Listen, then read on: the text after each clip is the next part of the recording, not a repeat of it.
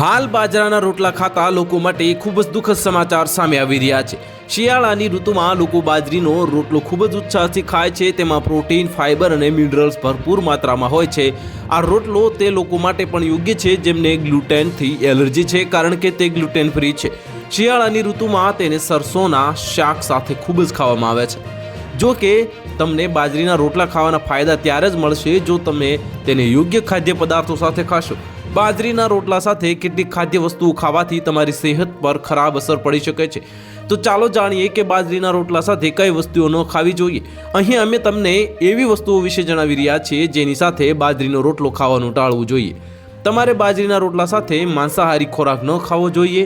બાજરી અને માંસાહારી બંને પ્રકૃતિમાં ગરમ હોવાથી તે તમારા શરીર પર પ્રતિકૂળ અસર કરી શકે છે।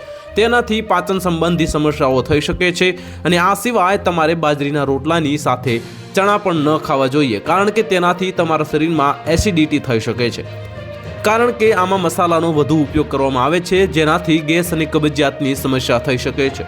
બાજરીના રોટલા સાથે ભજીયા, સમોસા અને પકોડા જેવા વધુ પડતા તળેલા અથવા તો ભારે ખોરાક ખાવાથી પાચન તંત્ર ખરાબ થઈ શકે છે, કારણ કે બાજરીમાં ભરપૂર પ્રમાણમાં ફાઇબર હોય છે અને તે તળેલા ખોરાક સાથે યોગ્ય રીતે પચતું નથી। તો હાલ માટે આટલું જ। મળીશું નવી અપડેટ સાથે। જો તમને અમારા વિડીયો પસંદ આવતા હોય તો વિડીયોને લાઇક કરી દેજો, ચેનલને સબસ્ક્રાઇબ કરી બાજુમાં આવેલા બેલ આઇકનને દબાવી દો, જેથી તમને આવા સમાચારની અપડેટ મળતી રહે।